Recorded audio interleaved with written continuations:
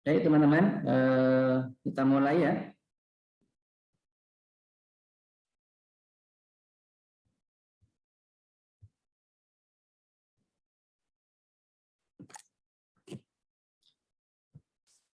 Ustadz Hakim sudah bergabung. Hadir Ustaz. Alhamdulillah.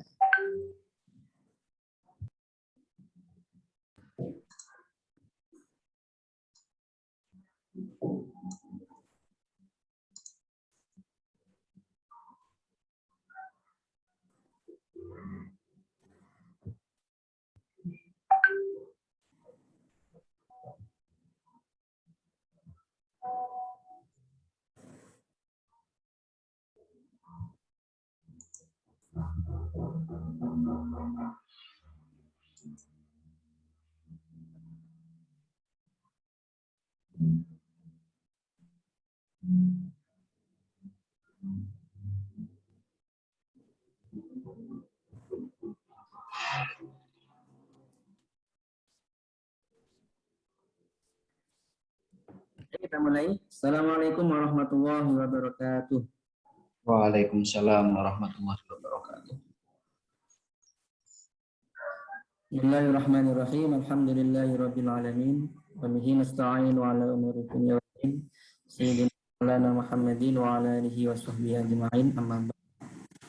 Yang kami hormati Bapak Kajur PPA, Pak Dr. Muhammad Ali Burhan, MA. Yang kami hormati narasumber kita pada hari ini, Bapak Ustadz Hakim dari Tazaka, yang insya Allah nanti akan menemani kita dalam pelatihan calon guru profesional untuk sesi kedua ini. Pertama, inilah kita menjadikan puji syukur Allah Subhanahu wa Ta'ala, yang mana pada hari ini kita masih diberikan kesehatan, kekuatan, sehingga bisa bertemu kembali menghadiri acara pelatihan calon profesional jurusan PPA. Salawat serta salam tetap kita limpahkan kepada junjungan kita Nabi Agung Muhammad SAW. Semoga kita semuanya mendapatkan syafaat beliau di akhirat nanti. Amin ya rabbal alamin. Sebelum kita mulai, mari kita awali pelatihan pada hari ini dengan baca surat Al-Fatihah bersama-sama. Al-Fatihah.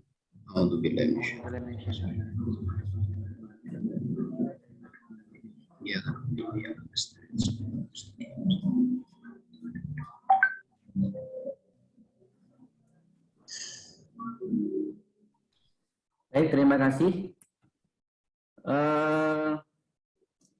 Teman-teman semuanya, Bapak narasumber, Bapak Kajur, yang saya hormati, untuk sesi kedua, narasumber kita pada hari ini akan menyampaikan terkait masalah karakter building dan strategi active learning yang nantinya teman-teman bisa mempelajari bersama untuk bekal PPL nanti. Sebelum itu akan saya bacakan kurikulum vitae dari narasumber kita pada hari ini. Nama beliau, nama lengkapnya yaitu Haji Hakim As-Sidqi, MPDI, tempat tanggal lahir Tuban 1 Januari 83. Alamatnya Perumahan Istanbul, Pondok Modern Tazaka, Desa Sidayu, Kecamatan Bandar, Kabupaten Batang, Jawa Tengah. Untuk nomor telepon beliau, mungkin ini bisa dicatat, mungkin bisa komunikasi secara pribadi, 0882 163 11395. Nomor HP beliau. Untuk riwayat pendidikannya, S1-nya di Institut Studi Islam Darussalam Gontor Ponorogo.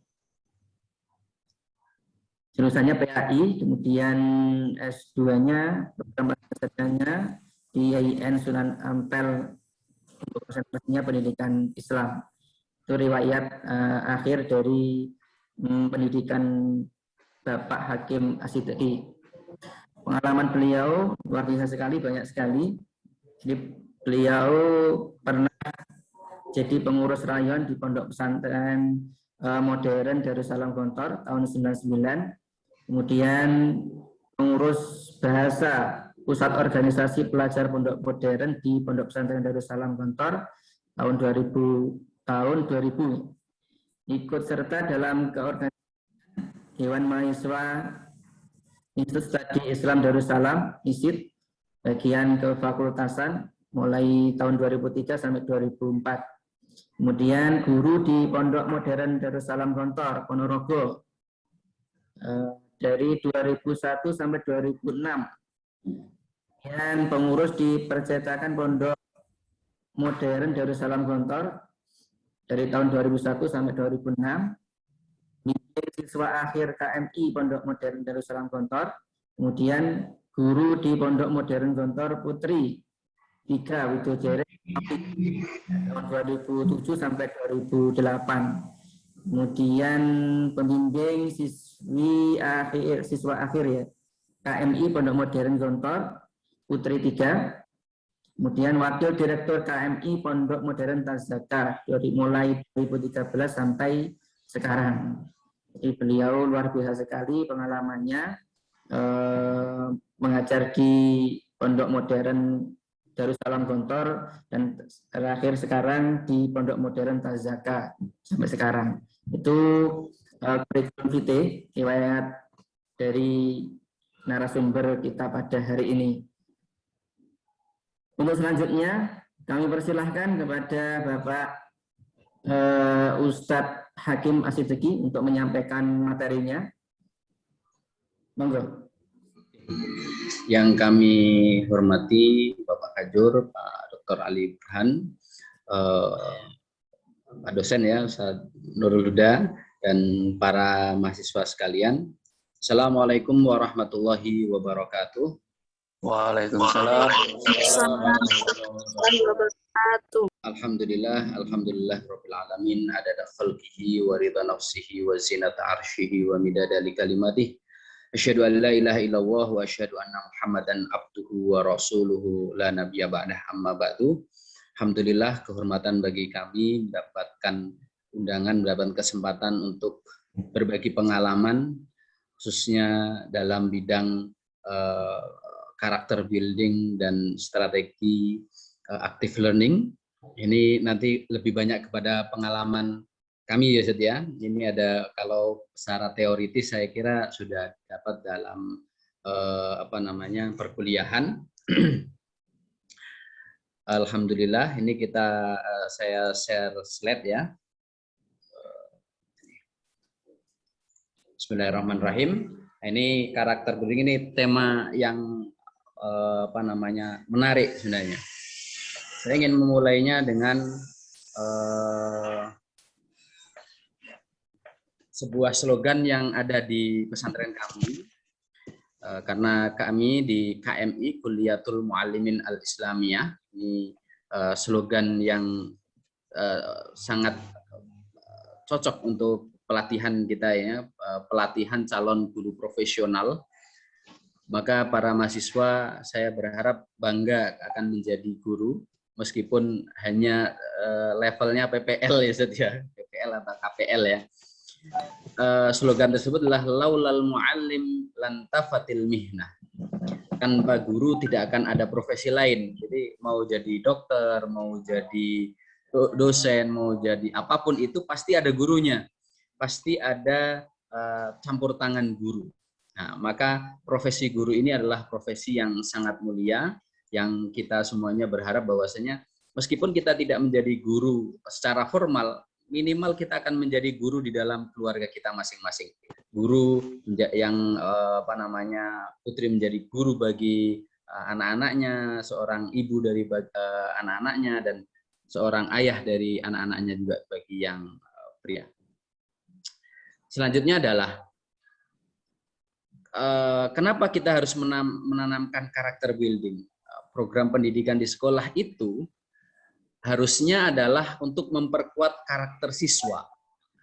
Ini yang digaungkan oleh pemerintahan Presiden kita Bapak Jokowi, dan juga sebelumnya juga sudah ada.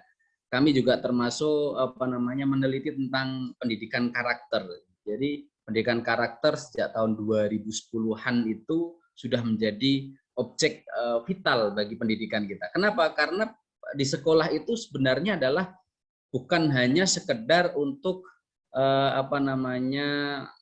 transfer of knowledge, bukan hanya mengajar saja, ya, tetapi adalah untuk memperkuat karakter siswa. Nah, di konsep yang terbaru pendidikan karakter itu adalah harmonisasi olah hati, olah rasa, olah pikir, dan olahraga dengan dukungan pelibatan publik dan kerjasama antara sekolah, keluarga, dan masyarakat. Ini konsep umum ya, saya yakin sudah belajar ya tentang karakter building ini. Kenapa kok pendidikan karakter atau karakter building menjadi penting di dalam pembelajaran? Yaitu karena adalah fondasi bangsa. Dan juga bahwasanya keterampilan pada abad 21 ini yang dibutuhkan adalah kualitas akhlak, literasi dasar, kompetensi 4C, critical thinking, communication, collaboration, creativity, and innovation. Ini bagi semuanya ini adalah sebuah kebutuhan dasar yang dibutuhkan dalam rangka untuk bersaing dalam persaingan industrisasi ini ya, 4.0 ini ya.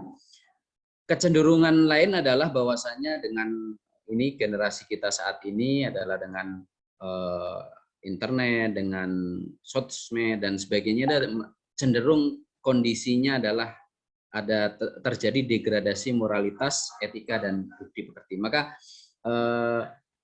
pendidikan karakter ini sangat penting dan ini sangat ditekankan oleh pemerintahan saat ini. Nah, kita berbicara tentang karakter building. Bagaimana kita bisa sebagai seorang guru membangun karakter siswa, sedangkan kita tidak memiliki karakter tersebut. Maka seyogianya sebagai calon guru profesional ataupun pendidik, maka kita harus memiliki hal-hal tersebut. Kenapa? Karena faqidus syai'i la yu'ati. Karena orang yang tidak memiliki apa-apa tidak mungkin memberi. Orang ingin memberikan pembelajaran, membentuk karakter siswanya jujur. Kalau gurunya nggak jujur ya nggak mungkin. Orang culas mendidikkan kejujuran ya nggak mungkin. Ini tidak mungkin. Maka ini sebuah konsep, moto ataupun falsafah yang harus dipegang oleh seorang guru ketika dia ingin menanamkan karakter kepada para santrinya atau para siswanya. Jadi dalam pembelajaran itu karakter. Jadi guru misalnya kalau saat ini kelasnya online, ya gurunya harus performnya adalah baik, baik itu menyapa, baik itu dan sebagainya, ya bahasa yang digunakan dan sebagainya. Itu harus memiliki nilai-nilai apa yang harus dimiliki, atau nilai-nilai apa sih yang karakter apa saja sih yang kita inginkan.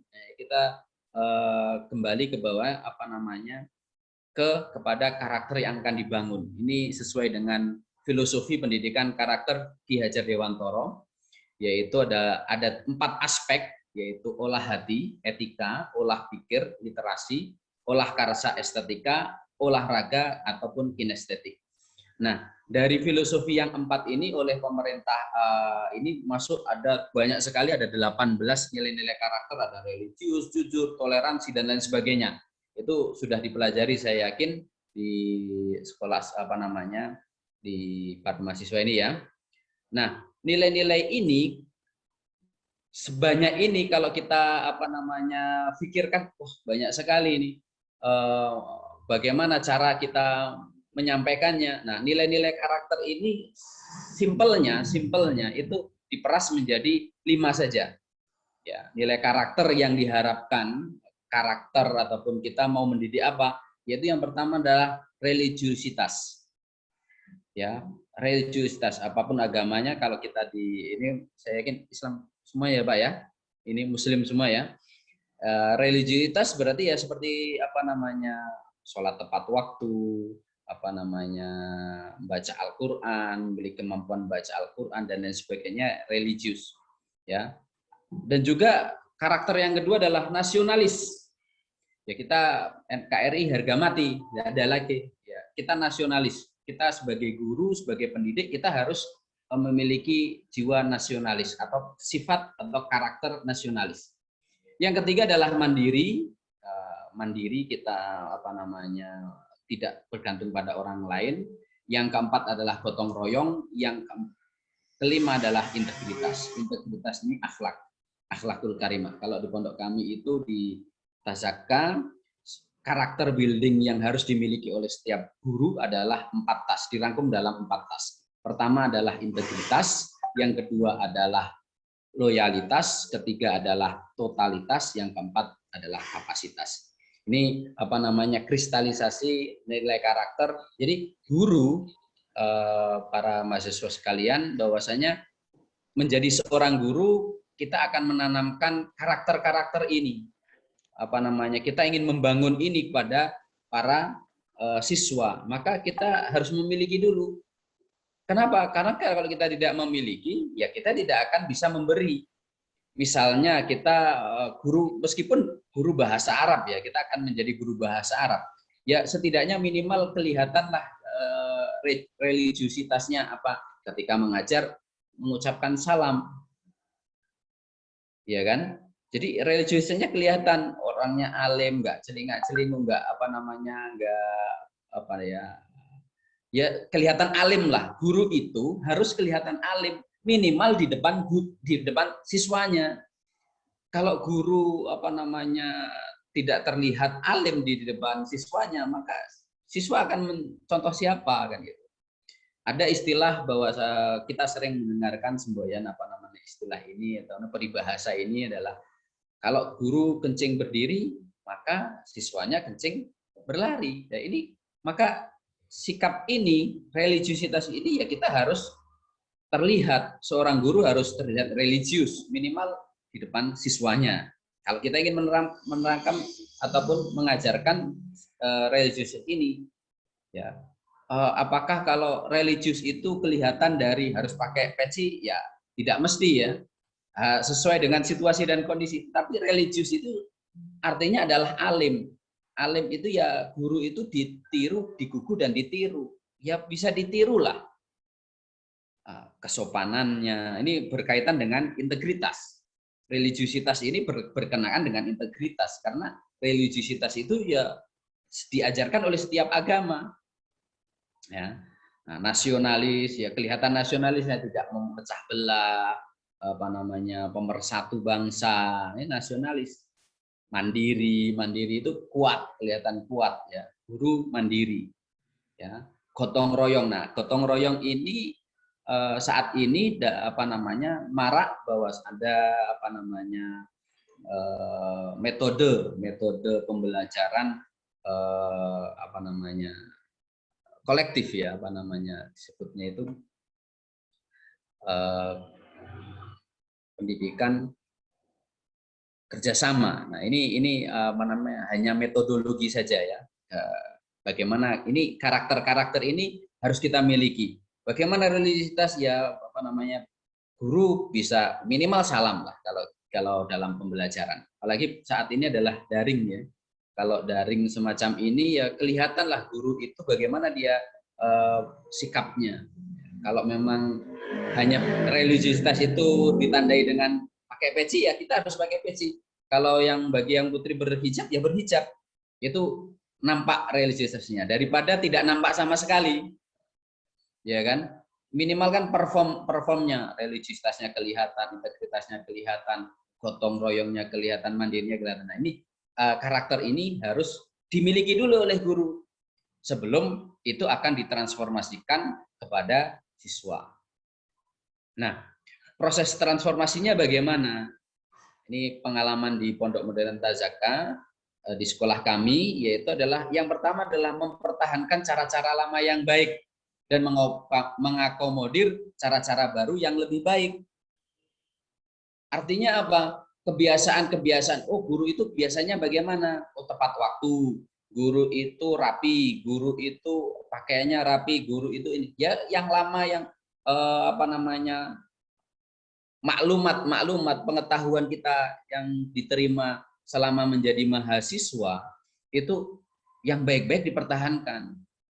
Selain itu, karena kita adalah guru yang diolah ataupun yang diajar itu adalah manusia. Ya, manusia itu berkembang. Guru itu hampir sama dengan dokter. Dokter itu kalau dalam 1 tahun dia tidak mengikuti seminar, tidak membaca jurnal, akan tertinggal. Maka guru yang baik adalah yang selalu belajar dari jurnal. Kalau saat ini nih sedang digandrung, yaitu namanya jurnal. Harus baca jurnal. Sama di Pondok Modern Tazaka ada jurnal, bahkan menjadi objek penelitian beberapa jurnal yang alhamdulillah itu feedbacknya kita ada feedback, oh begini Ustadz, di Tazaka itu harusnya begini-begini, yang bagus begini-begini, ya kita akomodir dengan baik ya hal-hal yang semacam itu. Selanjutnya adalah bagaimana transformasi karakter tersebut mengacu pada efektivitas, efisiensi, dan akselerasi. Bagaimana efektivitasnya, bagaimana efisiensinya, bagaimana akselerasinya, bagaimana percepatannya. Efektif enggak ini, metode ini aktif enggak, mudah enggak, dan seterusnya. Berorientasi pada pencapaian tujuan dengan pengembangan kepribadian. Ini sama dengan yang tadi, bahwa misalnya pembelajaran yang dilakukan itu harus orientasinya adalah transformasi pengembangan kepribadian. Karakter anak itu harus nampak di situ. Maka guru ya harus kreatif. Guru ya harus fokusnya bukan kepada pelajaran, tetapi fokus kepada siswa. Bagaimana pengembangan kepribadiannya? Ini kita sangat prihatin. Beberapa saat lalu ada berita karena sekolahnya daring, ada seorang guru yang ditinggal siswanya itu main game misalnya, tidak didengarkan, ya dia tidak memperhatikan. Ya ini membutuhkan kreativitas kita, harus menyapa ini para mahasiswa ya. Mohon maaf ini tidak bisa menyebutkan karena lagi screen ya. Selanjutnya adalah ditekankan kepada upaya-upaya keteladanan, pembiasaan, pembentukan milieu, pengarahan, penugasan, pengawasan dengan total quality control. Jadi sebagai seorang guru, tugas kita itu adalah menjadi teladan bagi siswanya, karena guru itu adalah yang digugu dan ditiru. Maka ini yang mungkin saya sempat ngikuti sesi yang pertama tadi ya, banyak hal kenapa menjadi guru ya, karena ingin menjadi teladan, karena ini dan sebagainya, itu semuanya benar ya, hal-hal yang semacam itu adalah benar, tetapi setidaknya adalah kita harus menjadi teladan. Makanya faqidu syai' la yu'ti. Bagaimana kita akan menjadi mengajarkan kebaikan tetapi kita tidak memiliki kebaikan itu sendiri. Nah, ini proses transformasi yang berdasarkan pengalaman ya. Jadi bagaimana menanamkan karakter, bagaimana membentuk karakter. Nah, caranya bagaimana? Ya tadi sudah kita kita definisikan lagi ya, kita persingkat lagi. Ya caranya guru harus menjadi teladan, guru harus mengarahkan. Tadi ada RPP dan sebagainya. Ya kita harus bisa mengarahkan. Jadi RPP itu kan barang mati. Bagaimana RPP itu bisa kita sampaikan kepada siswa? Ya dengan pengarahan, dengan penugasan, dengan pembiasaan, penciptaan lingkungan. Ya lingkungan kita adalah kelas itu. Ya active learning itu nanti yang kita akan sampaikan. Nah, pendidikan karakter di sekolah, karena kita belajar kita akan melaksanakan PPL ya, ini para mahasiswa ya. Kegiatannya pasti adalah nomor 1. Ya, kita akan kegiatan pendidikan karakternya itu, penanaman karakternya ya dalam kegiatan intrakurikuler atau kegiatan belajar mengajar. Sebagai seorang guru itu yang utama. Nah, adapun kegiatan kokurikuler, kegiatan ekstrakurikuler ini tergantung oleh sekolahnya masing-masing, ya kan? Karena tadi disampaikan bahwasanya core daripada pendidikan itu sebenarnya adalah kurikulumnya, yaitu kurikulum menjadi acuan yang pertama. Tetapi nomor 2, nomor 3 ini juga tidak bisa menjadikan di nomor 2 pandang sebelah mata lah kira-kira. Nah, kegiatan pendidikan karakter itu ya harus keseluruhan, bukan hanya kegiatan di dalam kelas. Guru jangan hanya menjadi contoh di dalam kelas saja, tetapi di luar kelas. Penampilan bagaimana, minimal di lingkungan sekolah. Di lingkungan sekolah menjadi contoh bagi yang lain. Ya, ini kegiatan pendidikan karakter di sekolah. Nah, sekarang kita masuk kepada active learning, pembelajaran aktif itu apa sih? Ya sebenarnya hanya istilah ya, yaitu istilah untuk penggunaan berbagai metode di kelas atau penciptaan lingkungan pembelajaran di mana siswa itu menjadi aktif. Ini turunannya banyak karena metode-metode saat ini itu sudah sangat banyak ya, sudah sangat berkembang. Kenapa? Karena fokusnya adalah siswa. Pembelajaran itu fokusnya adalah siswa. Bagaimana siswa itu aktif? Nah, itu adalah tugas guru menjadikan siswa itu aktif. Nah, bagaimana seharusnya pembelajaran di kelas itu seharusnya bagaimana? Ya, siswa tidak hanya sekedar nonton gurunya perform gitu ya. Bukan tontonan, guru itu bukan tontonan. Nah, tetapi adalah bagaimana siswa itu belajar banyak hanya dengan bukan hanya dengan mendengarkan guru. Ya, ini pembukaan aja ya. Nanti ini materinya nanti kita lanjutkan dengan diskusi karena ini tidak bisa kita hanya disampaikan saja. Nanti kita diskusikannya. Nah, pembelajaran aktif itu bagaimana? Banyak sekali metode-metode terbarukan yang sekarang ada. Pembelajaran berpusat pada siswa, pembelajaran yang diatur sendiri, kolaboratif, learning to learn, pembelajaran berbasis masalah, pembelajaran inquiry. Nah, ini saya kira sudah diajarkan di kelas oleh Pak Mas. Nanti bisa kita diskusikan bagaimana aplikasinya. Nah, semua metode dan pendekatan ini diharapkan bahwasanya siswanya aktif. Nah, silahkan nanti metode apa yang paling tepat. Nah, itu guru yang mengetahuinya. Ya, guru yang mengetahui bahwasanya siswa itu aktifnya bagaimana. Kita mengetahui minimal ada tiga macam karakter anak secara psikologi kan. Ada yang kinestetik, ada yang yang aktif, ada yang verbal, ya kan, ada yang mengutamakan verbal. Siswa itu hanya bisa belajar kalau mendengarkan. Ada siswa yang belajar hanya dengan membaca dan seterusnya. Ini pendekatan psikologi harus diutamakan ketika menghadapi ini. Nah, pembelajaran itu sebenarnya adalah proses sinaah. Sinaah itu buatan. Guru yang membuat. Jadi inna ta'lim sinaah. Mengajar itu ya dibuat, direkayasa. Guru harus bisa merekayasa. Ya. Hakikatnya apa? Belajar itu adalah tahu, bisa, menjadi dan hidup bersama. Ya kan.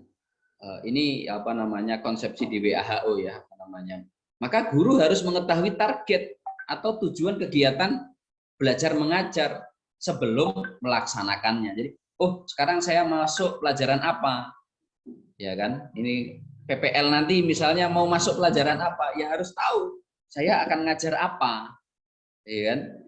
Kalau guru nggak tahu mau ngajar apa, mau menanamkan karakter apa, ya nggak mungkin dia akan bisa menjelaskan ataupun bisa melakukan tugas dan fungsinya secara maksimal.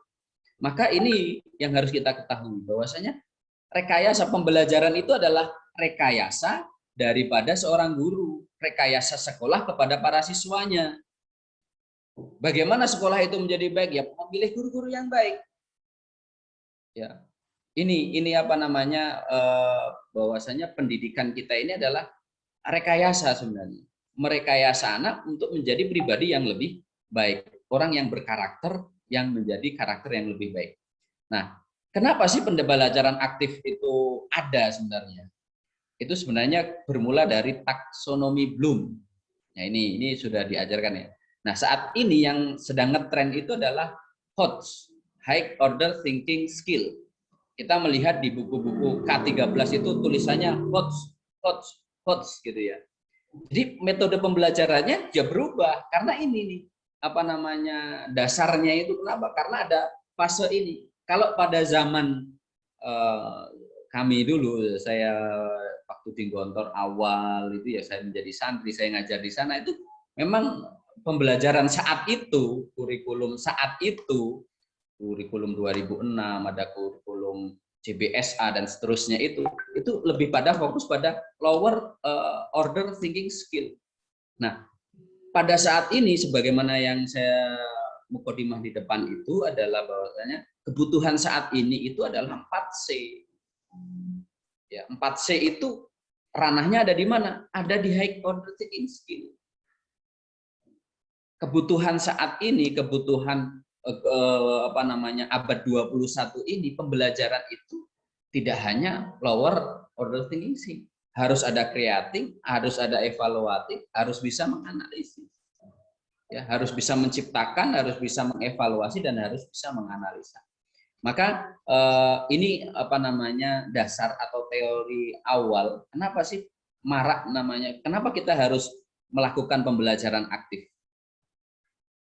Nah, pengalaman di Pondok Modern Tazaka ya, ini di kami ini ada falsafah dan mutu yang kita pegang dalam pembelajaran sehingga kita selalu berinovasi. Apa?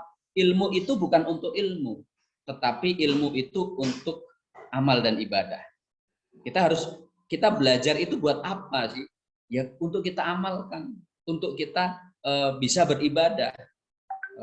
Mandalla ala khairin, apa namanya, dalam upaya apa namanya, falahu ajru mislu fa'ilihi. Barang siapa yang menunjukkan kepada kebaikan, maka dia akan mendapatkan pahala dari seperti orang yang melakukannya. Kita menganjurkan berbuat baik, kita menganjurkan, nah, ini keilmuan kita itu untuk kita amalkan.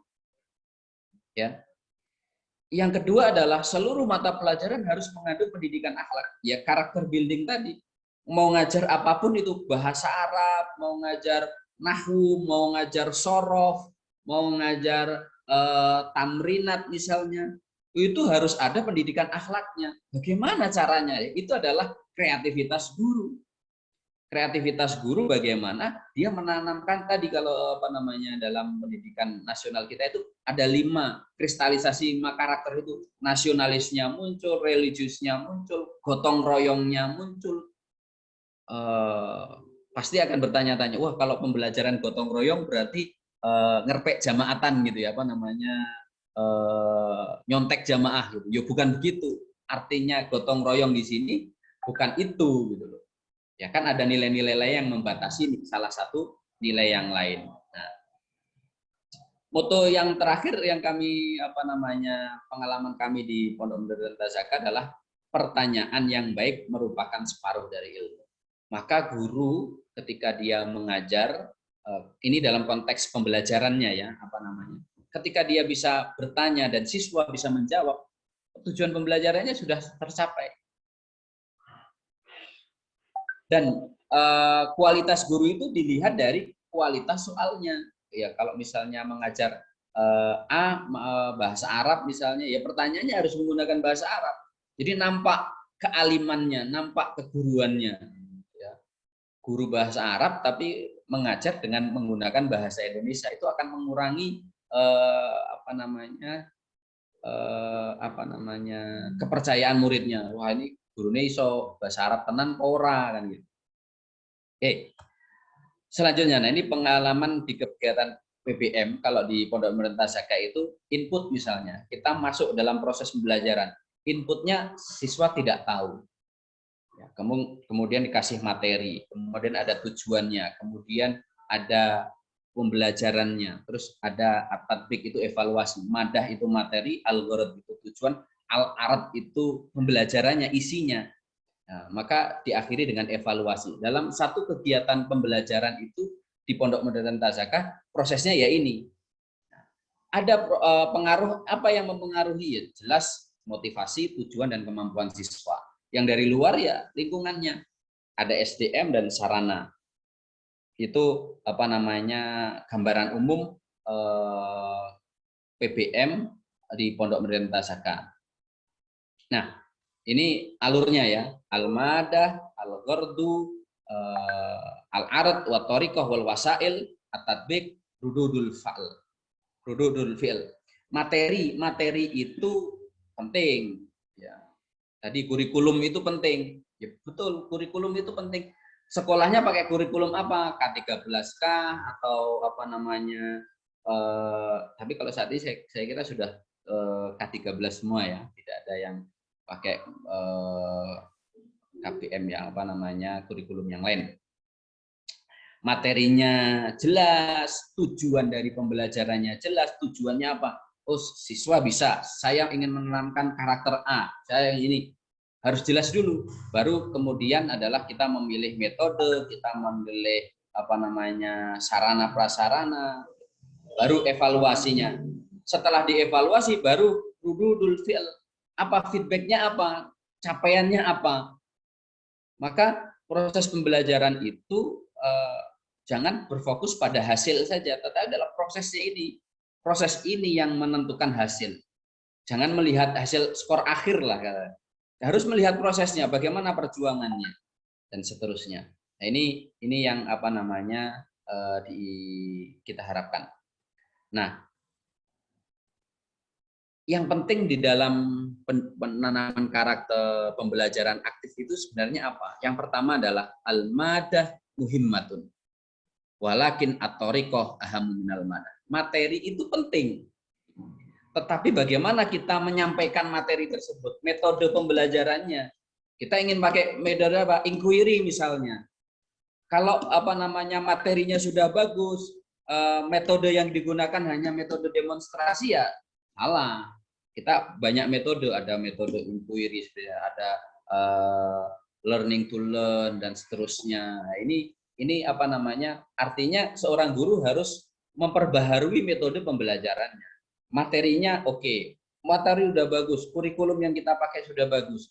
Bahkan kurikulum di Indonesia itu disebutkan bahwasanya bagus banget kurikulum di Indonesia, tetapi pada tahap implementasinya kurang bisa diterapkan. Karena apa? Karena gurunya kurang kreatif di dalam menyampaikan materi tersebut. Jadi tadi ada ice breaking dan lain sebagainya, dan dalam rangka adalah memaksimalkan penyampaian materi tersebut. Nah, yang kedua adalah at-thariqah muhimmah. Metode itu penting. Walakin al-mudarris ahamu minat thariqah. Tapi gurunya yang lebih penting. Kenapa? Ya saat inilah pembelajaran daring yang semacam ini itu kurang, akan dirasa kurang. Ya, akan dirasa kurang. Kenapa? Karena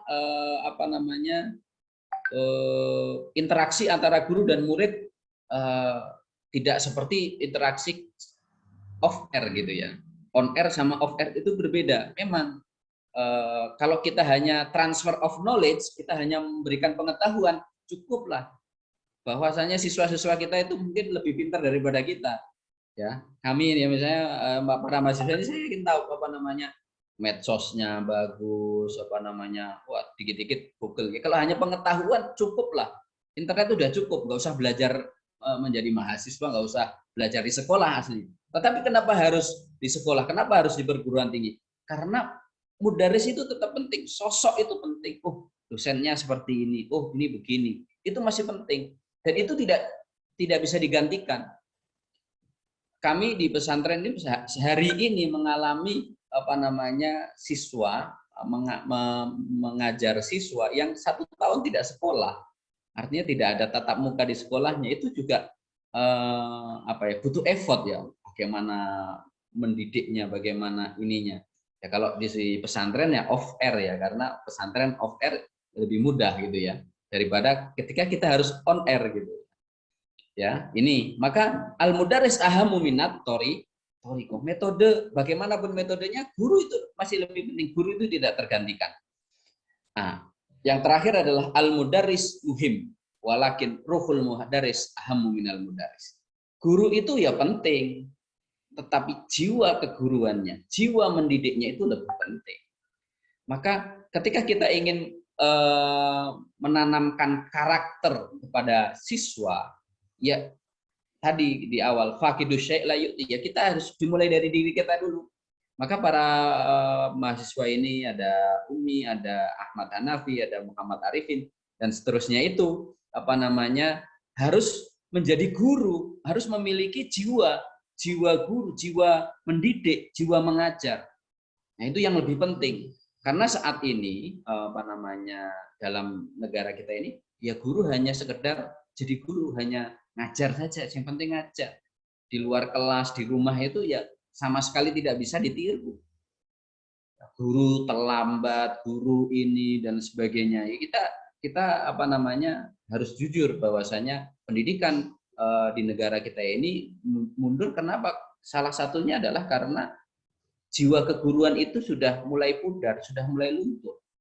Maka jiwa ini yang harus kita miliki. Jiwa ini harus kita tumbuhkan untuk menjadikan karakter kita kuat sebagai seorang guru. Nah, maka karena ini mukodimah saja ya, nanti interaktif ya kita ini kan. Maka kita sebagai guru tidak boleh memandang murid sebagai bejana yang harus diisi. Itu falsafah kuno, itu sudah out of date lah, sudah tidak berlaku. Kita harus melihat siswa itu sebagai apa? Sebagai lentera, sebagai lampu yang harus dinyalakan. Oh, lampunya kurang terang, kita perterang. Kalau sekarang itu sudah teknologi canggih, lampu itu bisa sekian persen, bisa diatur lewat gadget. Ya kita seperti murid itu harus kita anggap sebagai lampu yang harus, kapan dia harus terang, kapan dia harus lebih terang daripada yang lainnya dan seterusnya. Atau kita juga bisa melihat bahwasanya murid kita, siswa kita itu adalah sebagai tumbuhan yang harus selalu disiram, ditumbuh kembangkan, dibudidayakan, dibesarkan gitu.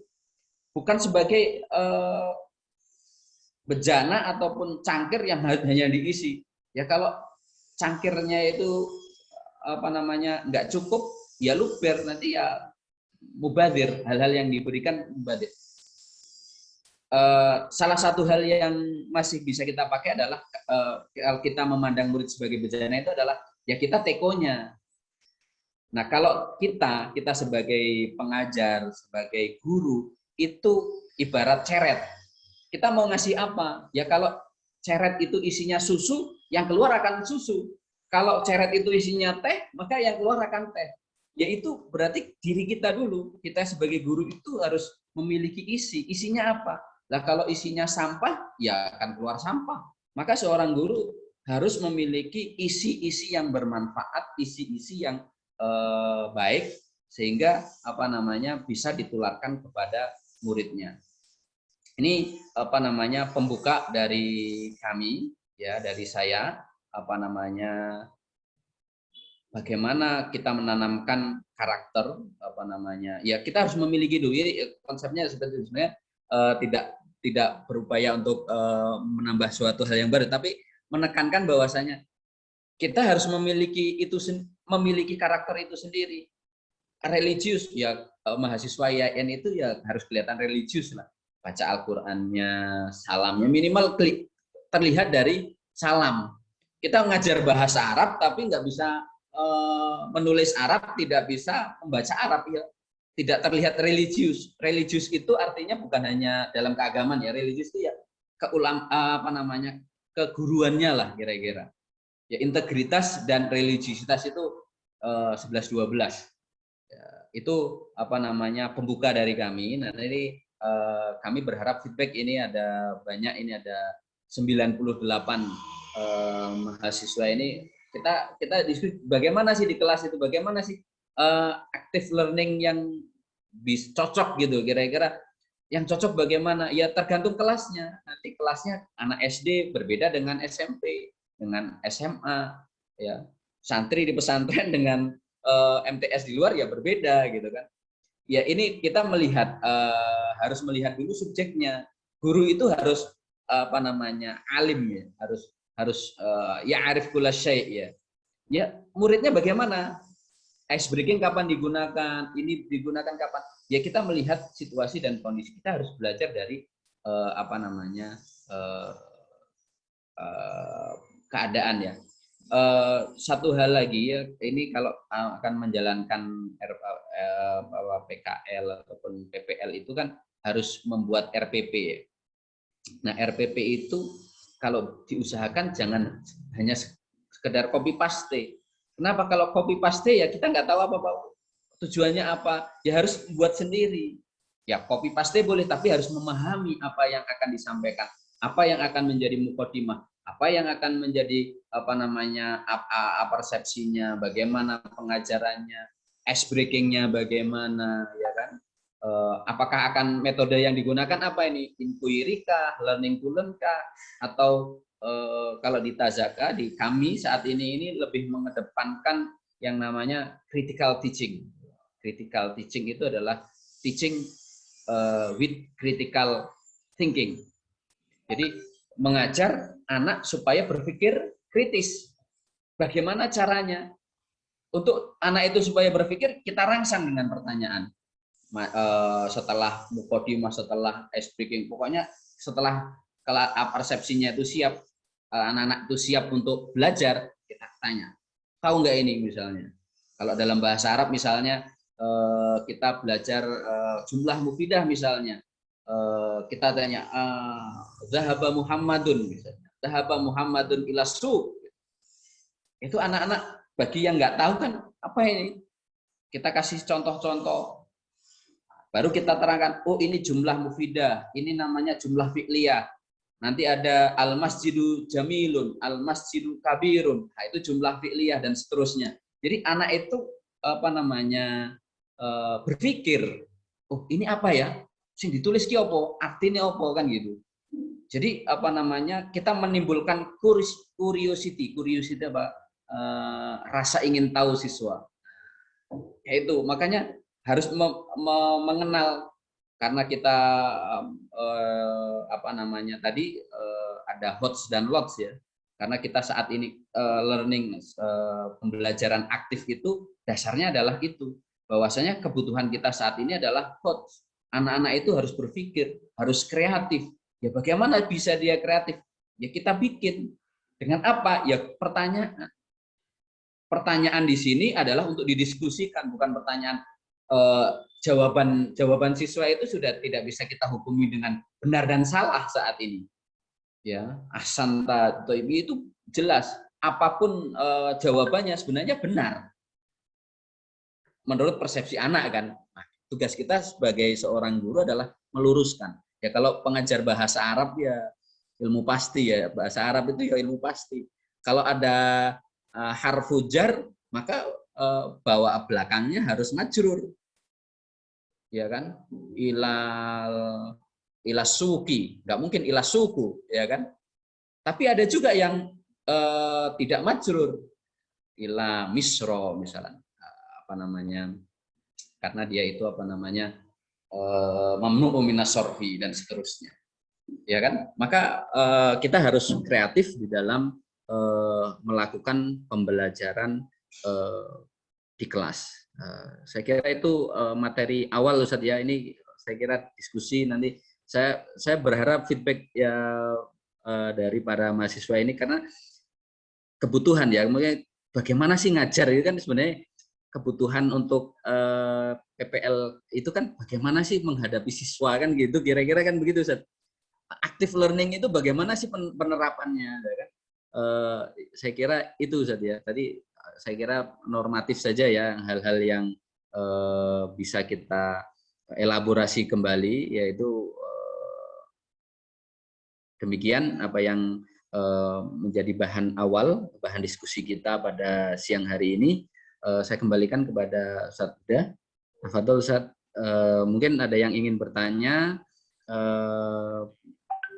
dan seterusnya. Tafadhol Ustaz. Syukran Ustaz Hakim.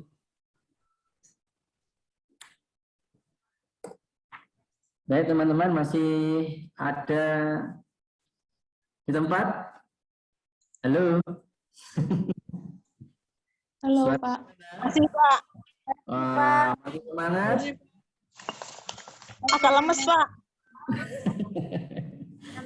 Udah lemes, Pak. Ngantuk Pak. Iya, yang penting tetap semangat ya dalam mengikuti materi-materinya Ustaz Hakim. Tadi sudah banyak disampaikan oleh Ustaz Hakim terkait karakter building dan metode active learning ya. Tadi disampaikan bagaimana caranya karakter building yang bagus bagaimana. Memang seorang guru itu sebagai teladan. Sebelum kita mengajar harus memperbaiki diri kita sendiri akan menjadi seorang guru ya. Jadi sudah disampaikan banyak kristalisasi nilai karakter, proses transformasi ya, cara-cara teladan, pengarahan, penugasan, pembiasaan, penciptaan dan sebagainya itu tadi sudah disampaikan oleh Ustaz Hakim. Nah, di sini teman-teman sebagai feedback ya, saya refleksi dari teman-teman semuanya supaya tidak di sana tidak hanya mendengarkan saja, tentunya banyak pertanyaan-pertanyaan yang harus ditanyakan, baik itu terkait masalah karakter building maupun metode active learning. Tentunya teman-teman punya pandangan ataupun pertanyaan silahkan. Monggo, sinten bisa langsung raise hand atau melalui chat. Ya, silahkan.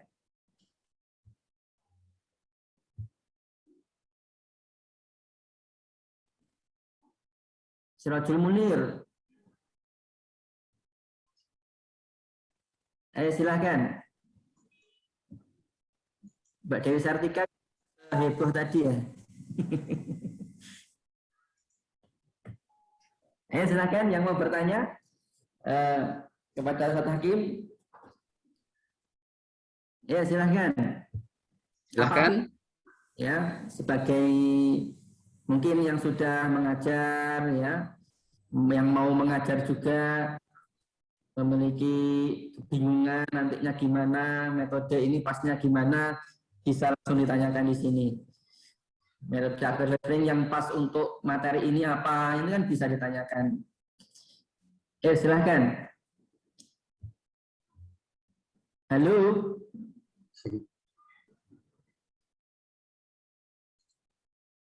Halo Pak.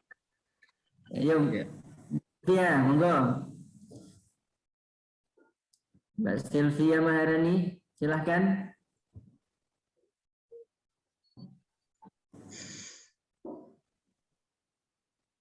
Mbak Sylvia. Yo, ini Mbak Sylvia mau bertanya? Langsung di sini. Kayaknya di chat, Pak. Banyak yang masuk di chat ini. Oh iya, di sini di chat. Oke. Coba dari Mbak Inayatul Ulia. Untuk penerapan metode active learning yang pembelajarannya melalui e-learning di sekolah-sekolah saat ini, bagaimana? Nah, ini termasuk yang sangat urgent, ya, harus kita ketahui karena memang mayoritas ini PPL-nya online, Ustaz. Online ya. Online via Zoom atau online gimana, Ustaz? Online itu tetap nanti teman-teman terjun di lapangan, di sekolahan, tetapi kan proses pembelajarannya tetap by daring. Gitu. Oke. Gurunya di sekolah, Muridnya di rumah. Gurunya tetap di sekolah, gurunya. Muridnya di rumah. Nah ini ada pertanyaan untuk active learning untuk online itu bagaimana ini, Ustaz? Iya. Silakan. Ya. Langsung. Pertanyaan pertama. Ya, langsung saja, Ustaz ya. Ini juga pengalaman dan juga ini Ustaz ya, apa namanya yang terjadi ya. Ini awal apa namanya yang terjadi dulu ya. Fakta di lapangan pembelajaran e-learning di sekolah khususnya saat ini itu tidak maksimal. Hanya lewat via WA. Yang ini saya punya anak masih SD itu ya tiap hari itu cuma dikasih tugas saja, baca halaman sekian, tulis ini. Ya kalau metodenya semacam ini ya yang jadi guru ya orang tua yang di rumah. Orang tuanya harus ya. Jadi bagaimana metode active learning dalam pembelajaran? Ini kreativitas. Kalau saya melihat di beberapa sekolah swasta Ustaz ya, seperti SD Al-Azhar. Kebetulan saya punya teman guru SD di Al-Azhar ya. Jadi bagaimana dia mengajar learning ini adalah menyapa. Bisa dengan kalau siswa di kelas itu ada 24 siswa ya digilir setiap harinya itu berapa siswa. Jadi memang pembelajaran e-learning itu tidak efektif kalau tidak kayak privat Ustaz. Kalau Zoom itu pun juga enggak begitu gimana ya. Kalau Zoom kurang ini ya, tapi kalau one by one, nah, kalau di Tazaka ini pengalamannya, memang ketika kita ngajar di kelas itu tahun kemarin kita sempat daring gitu ya. Di Tazaka sempat daring karena siswanya itu datangnya bertahap. Daringnya bagaimana? Daring di kelasnya sebagaimana biasa. Bahkan kelasnya besar, menyampaikan materi dan sebagainya. Tetapi karena kita pesantren ya, itu dari jam habis subuh itu diteleponi satu-satu oleh gurunya. Jadi satu guru memegang 5 orang. Jadi dia harus nelpon. Itu yang dikerjakan apa, tadi belajar apa. Jadi menyapa. Ya. Jadi active learning di sini kita bisa terapkan dengan menyapa dan juga menyapa itu dengan juga tugas. Penugasannya itu bukan kamu nulis ini, tapi adalah ya tadi saya sampaikan guru itu bisa menanyakan kepada siswanya itu mungkin aktivitas di rumahnya. Kemarin belajar apa? Kita kemarin belajar tentang bagaimana kita bersikap dengan tetangga. Bersikap dengan tetangga. Jadi guru itu kalau dalam e-learning Ustaz ya, kalau mungkin dalam kelasnya ya menyampaikan hal-hal yang umum, kemudian kita setelah itu tanya jawab lebih banyak kepada menyapa terus kalau di sekolah-sekolah seperti Al-Azhar itu malah penugasannya itu yang fun, misalnya ayo sekarang Idul Kurban ini bikin ucapan selamat Idul Kurban ya gitu. Gimana caranya? Guru membuat video tutorial kira-kira begini, yang diharapkan begini gitu loh. Jadi tidak dilepas. Oke, silahkan dibuat ini, tapi tidak diberikan petunjuk apapun. Nah, ini yang terjadi dalam saat ini itu adalah guru hanya memberikan tugas dan bahkan dikeluhkan. Ini yang di Jakarta salah satu wali santri Pondok Modern Tazaka itu juga, iya Pak, daring ini nggak nyaman gitu loh. Anak saya itu dari jam 7 pagi sampai jam 9 malam itu di depan laptop saja. Bu, yang dikerjakan apa gitu? Menguplik terus depan laptop gitu ya. Harus daring, harus begini. Jadi yang dibutuhkan e-learning itu adalah bimbingan. Nah, kalau kita memang misalnya satu kelas itu 30 anak nggak bisa secara keseluruhan ya, kita buat video tutorial, kemudian disampaikan, diupload di YouTube, bisa itu malah jadi kreatif ini. Guru-guru yang saya lihat itu guru-guru di swasta Ustaz ya. Kalau yang negeri jarang namanya. Di swasta itu kreativitasnya tinggi. Bahkan bikin channel YouTube setiap hari itu upload video. Ya, yang ngelihat paling muridnya kan lumayan 30 viewer kan gitu kan. Lumayan subscriber gitu kan. Kalau tahun depan nambah siswanya kan apa namanya? Kita tinggal oh ya lihat itu dan seterusnya kan. Jadi sebenarnya kreativitas kita yang di apa namanya? Diharapkan itulah kreativitas kita ya menyapa lah, yang penting paling penting itu adalah menyapa, meskipun ya itu memang akan menghabiskan waktu, kuota apalagi ya menghabiskan kuota, tapi bagaimanapun adalah kita harus menyapa siswa. Active learning itu kan sebenarnya kita mengetahui siswa itu aktif. Bagaimana kita mengetahui siswa aktif? Ya kita tanya, kita apa namanya, oh anak itu kok diem terus, ya kita tanya. Kalau ini misalnya normal ya di dalam kelas, bagaimana kita bisa mengetahui siswa itu aktif? Ya kita suruh maju ke depan, suruh diberikan pertanyaan, misalnya pendapatmu gimana? Ini pertanyaannya begini, jawabannya begini. Pendapatmu gimana? Minimal kan feedback. Yang kita harapkan dari siswa keaktifan siswa kan. Intinya tadi yang saya sampaikan adalah metode itu banyak, ada metode inquiry, ada learning, ada juga yang kemarin saya diskusikan dengan beberapa guru itu ada metode critical thinking. Baru banyak kalau kita baca jurnal terbaru itu banyak penelitian ya, implementasi daripada metode A di sini. Jadi begini, jadi kita melihat di jurnal, oh ternyata di SD pakai metode ini berhasil. Kalau pakai metode ini kurang berhasil. Kita belajar dari situ. Kita harus banyak membaca di situ. Nah, active learning tadi apa namanya di sekolah-sekolah saat ini ya apa namanya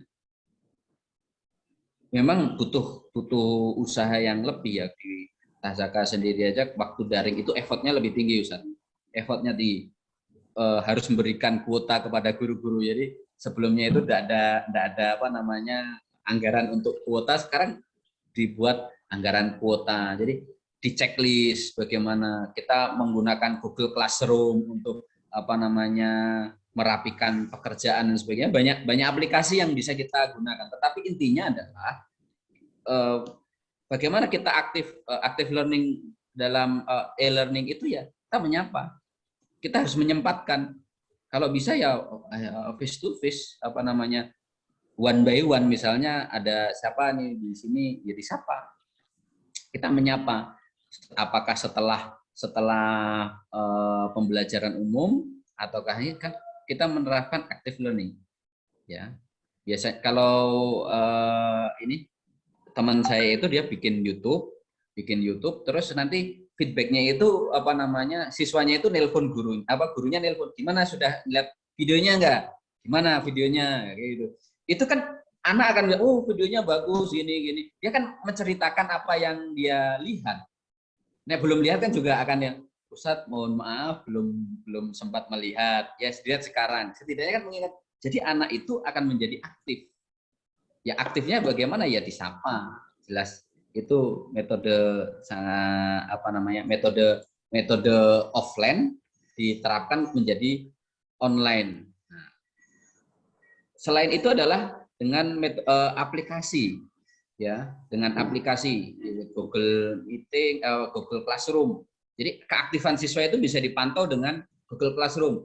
Kita punya tugas melihat video, melihat video tentang melihat ini. Jadi guru itu memberikan tugas karena online ya, nggak mungkin kan online itu. Ayo sekarang kita baca begini. Lebih banyak kepada tugas, yaitu yang terjadi di apa namanya pada saat ini tuh dari jam 7 sekolahnya sampai jam 9 malam. Karena apa? Harus nonton ini, ngeresum dan sebagainya, itu bebannya lebih berat dibandingkan kelas offline. Ini yang kami alami tahun kemarin itu mengalami, jadi sampai jam 12 malam itu masih ada siswa yang setor. Ustadz, saya ini baru bisa setoran gitu loh kira. Ya, tetapi ya memang ada hikmahnya juga, banyak hikmahnya. Tapi setidaknya adalah e-learning di sekolah-sekolah saat ini yang diharuskan adalah kewajiban guru untuk menyapa siswanya supaya pembelajaran aktif itu tercapai. Ya, bagaimana orang itu aktif kalau nggak disapa gitu ya. Bagaimana kita mengetahui misalnya di sini ada siapa ini? Istiqomah misalnya. Gimana kita tahu istiqomah itu kalau kita tidak bertanya gitu ya. Mbak Istiqomah ya. Ya, nggak apa namanya? Nggak mungkin kita akan mendapatkan feedback. Tidak mungkin dia aktif kalau tidak ditanya. Begitu Ustaz ya. Selanjutnya saya baca ini ada siapa lagi nih? Ayu Tiffany. Ayu Tiffany.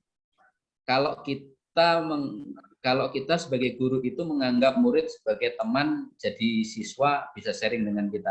Nah itu pasti.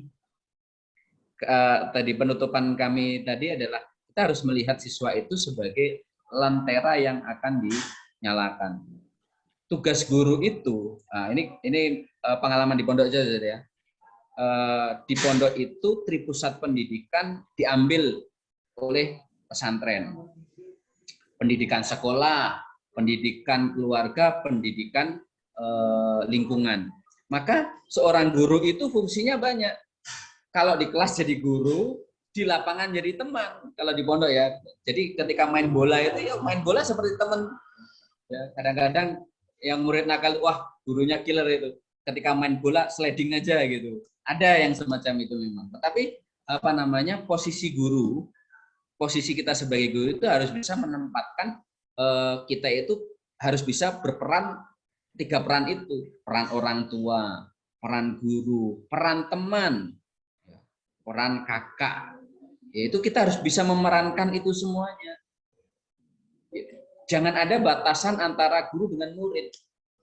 Banyak sekali bahkan di negara-negara yang pendidikannya maju, Jepang misalnya, itu kan apa namanya ada undang-undang khusus keguruan. Di Korea juga ada hak pendidik, hak terdidik, macam-macam itu.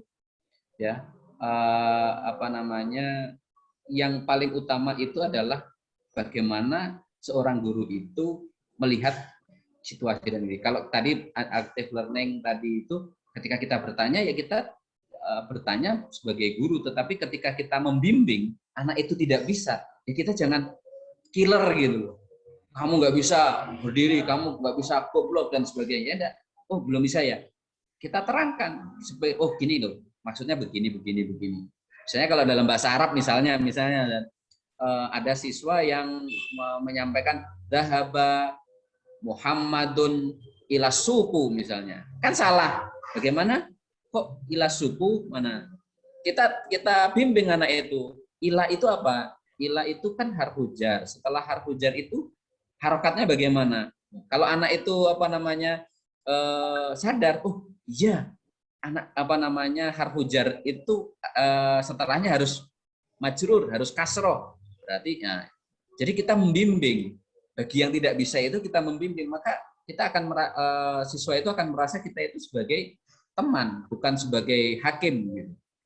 Bukan sebagai jaksa yang menuntut, ya, atau hakim yang memutuskan, tidak. Tetapi adalah kita ya menjadi pengacara atau teman yang bisa membela, bisa membimbing, kira-kira begitu. Jadi apa namanya? Memang peran guru itu bisa sebagai guru, sebagai orang tua, sebagai teman, itu kita harus bisa memposisikan posisi-posisi tersebut. Khususnya kalau menjadi guru BK itu harus bisa bukan hanya penegak disiplin, tetapi adalah sebagai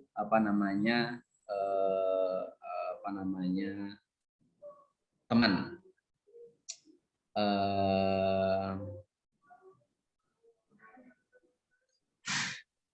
Ini pertanyaan dari Sylvia Maharani. Tadi sudah disampaikan bahwa salah satu hal yang buat kritis siswa itu dengan memberikan pertanyaan. Maksudnya pertanyaan apa? Adakah lain yang dapat membuat siswa kritis pada saat belajar? Ya paling simpel adalah pertanyaan. Ya, kritis itu juga bisa menggunakan kalau di pondok itu namanya wasailul idhah dengan media. Jadi ketika kita mau mengajarkan itu, kalau dalam bahasa Arab itu kita mau ngajar misalnya sepeda, kita bawa sepeda, anak-anak akan sepeda ya, itu ini begini bagian. Jadi dia akan banyak bertanya hal itu roda, ruji itu pasti ada. sebagai guru kita harus menyiapkan, misalnya kita mau mengajarkan kosakata di kelas, apa aja yang ada di kelas. Kalau di kelas kan jelas ini apa, mada dzalika, mada hada. Pertanyaan, kalau anak nggak bisa kan kita bisa, oh ini namanya tawilah, meja. Oh itu namanya kursiun, kursi. Itu namanya saburatun. Jadi apa namanya, dengan sarana selain pertanyaan, yaitu dengan wasailul itu, dengan kita menghadirkan sesuatu. Oh ini ada mobil. Nanti anak-anak, oh mobil bahasa Arabnya ban apa? Kalau dia melihat dia akan bertanya-tanya kan? Dia akan kurius apa ya? A'dha'ul jismi ya. Kalau a'dha'ul jismi kita ini apa namanya nih? Nggak tahu, kasih tahu.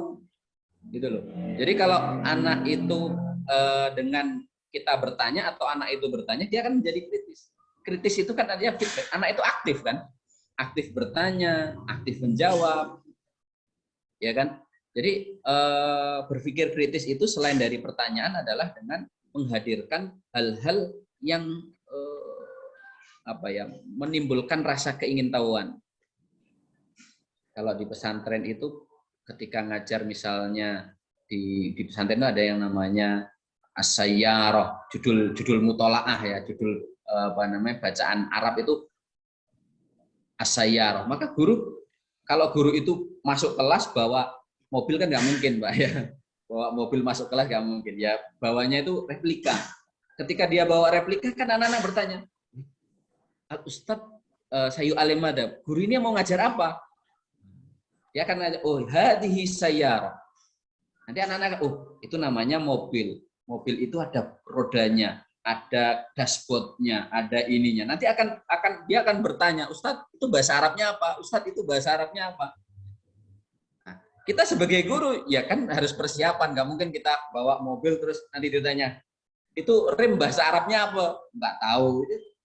Itu bunuh diri namanya. Jadi kita sudah persiapan. Kita apa yang kita bawa, misalnya anak akan, oh ini akan ditanyakan ini. Kita harus bisa menjawab. Ya, kalau konteksnya bahasa Arab Ustaz ya. Kalau apa namanya ya siapa? Ukhti Silviah ya. Itu kalau kita tidak bisa memberikan pertanyaan ya kita memberikan atau membawakan hal yang menimbulkan anak-anak itu bertanya-tanya. Kalau saat ini izin sharing ya ini apa namanya di Tazaka itu sudah ada yang namanya kelas multimedia. Jadi di kelas itu ada TV. Kalau kita ngajar anak-anak, dah lihat video ini, undurilah di video, dilihat. Setelah itu ditanya anaknya, madaroyuka, lebih mudah. Ya, ada multimedia, ada wasailul itu, ada ini kita tidak jadi bertanya, tinggal mada indaka. Pertanyaannya sudah tertulis di situ, ada videonya, ada ininya. Jadi taklik, anak-anak itu memberikan opini, memberikan taklik. Ya, aktif kan? Jadi anaknya yang aktif. Oh, besok saya kalau diajar oleh Ustadz Anu, oleh guru Anu, itu akan ada tugas-tugas yang semacam ini. Dia akan bakal melihat video, dia akan dimintai pendapat dan sebagainya. Ya, kalau dalam pelajaran bahasa Arab mungkin mutolaah itu dengan nyari mufradat sendiri, suruh buka kamus, itu kan juga siswa belajar aktif. Tidak hanya menerima dari guru, misalnya, oh Ustadz tanya gitu, ya aktif. Kamu bertanya, itu ada kamus, buka kamusnya. Ke guru itu hanya konfirmasi saja, afirmasi saja, bahwasanya jawabannya benar. Itu selain pertanyaan adalah dengan wasailu itu ataupun dengan media. Ya, media. Kalau dalam pelajaran bahasa Arab ya suruh nyari mufradat sendiri. Tapi guru harus memberikan cara mencarinya, jangan hanya ada mufradat di kamus nggak ada, tanya, oh cari di kamus.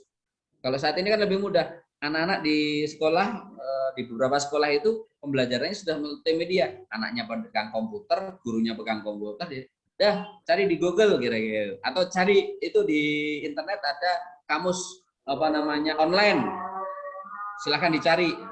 Itu lebih mudah, ya. Oke.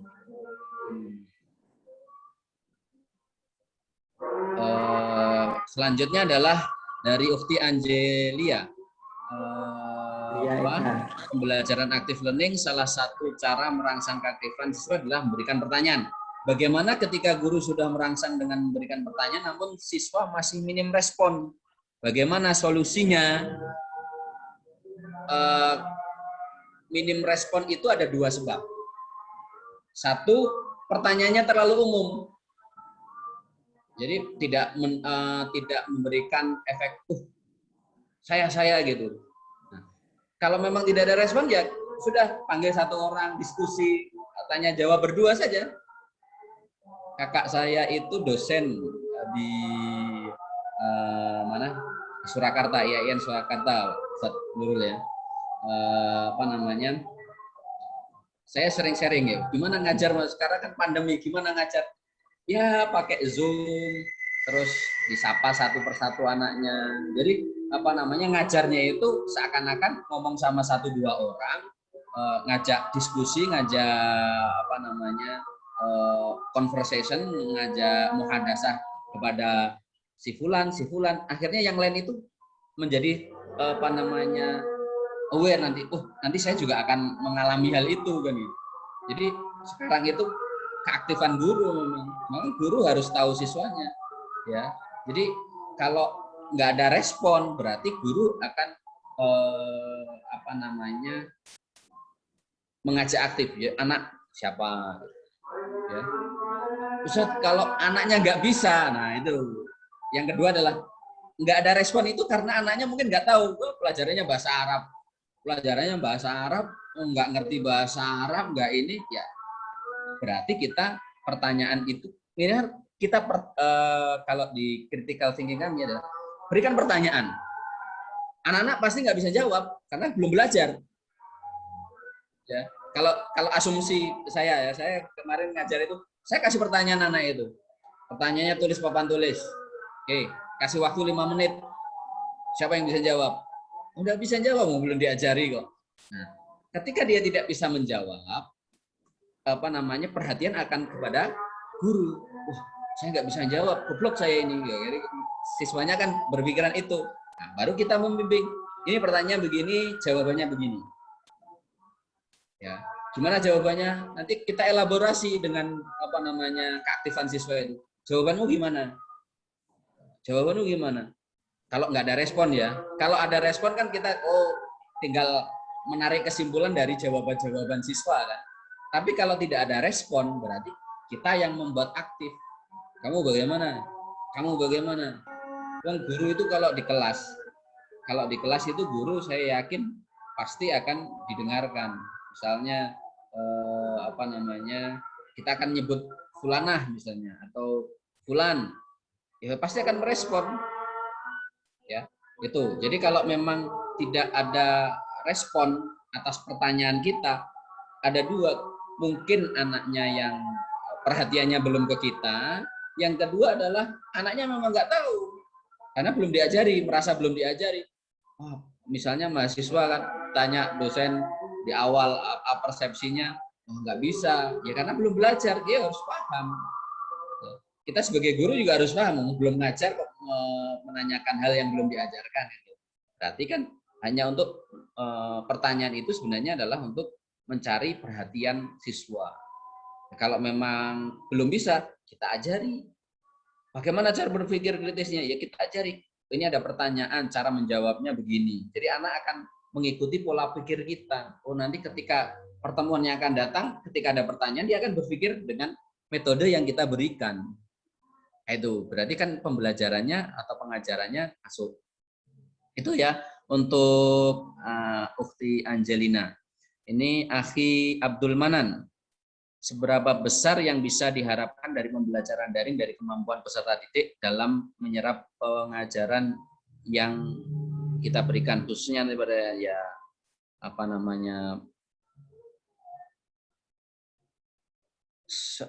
seorang guru itu ketika mengajar harus punya target. Tadi saya sampaikan di slide saya itu kan ada itu.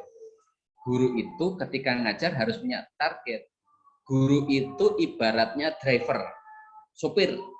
Murid-murid itu penumpangnya. Nah, guru itu dalam satu kali pembelajaran itu sebagai driver dia akan menentukan tujuan. Kita mau pergi kemana nih? Kita mau pergi ke Pekalongan, ya kan? Sopirnya itu harus nyupir dengan baik. Anaknya nanti akan ikut. Jangan sampai nyupirnya ugal-ugalan, belum nyampe Pekalongan misalnya dari Batang, dari mana ya, dari Bandar ya. Kalau di sini dari Bandar mau ke Pekalongan, jangan sampai ada siswa itu turunnya di Wonokerto, apa namanya, di Wonotunggal, di Batang, belum sampai tujuan kok udah tuh. Maka guru harus menentukan tujuan dan menyampaikan, anak-anak itu memastikan bahwasannya siswanya itu sampai ke tujuan tersebut. Contoh, kita mau mengajarkan pelajaran bahasa Arab al-muhadasah misalnya, percakapan. Tujuannya apa? Anak bisa muhadasah. Maka ketika pembelajaran online nanti setelah kita memberikan contoh, kita memberikan persepsi, kita memberikan materi, kita harus sampaikan, oke, si Fulan sama Fulan coba ngomong bahasa Arab. Apa yang tadi disampaikan misalnya. Dengan apa namanya, modifikasi kah atau apakah? Ya kan? Assalamualaikum, waalaikumsalam, ahlan wa sahlan, ahlan bi, kaifa haluk, alhamdulillah bil khair. Kalau tujuannya itu cukup. Misalnya anak bisa menyebutkan, anak bisa muhadasah, bisa ngomong ahlan wa sahlan, bisa jawab ahlan bik, itu sudah apa namanya tujuan. Jadi maka apa namanya kreativitas guru lah. Bagaimana kreativitas guru ketika ya bisa dengan video, bisa dengan ini gitu ya.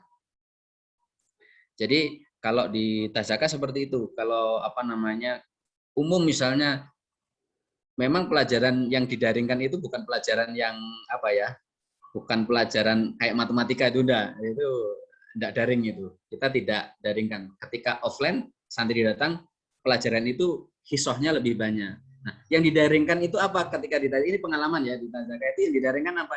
Ya pelajaran-pelajaran hafalan, mahfuzot, hafsir, hadis, itu yang kita ini kan. Kenapa? Supaya ada feedbacknya. Anak diajari ini, hadisnya ini. Nah, tugasnya adalah kamu bikin video menghafal, kamu menghafal dan menerangkan. Akhirnya dia kultum kan, ada videonya dikirim ke kita, ini bagus.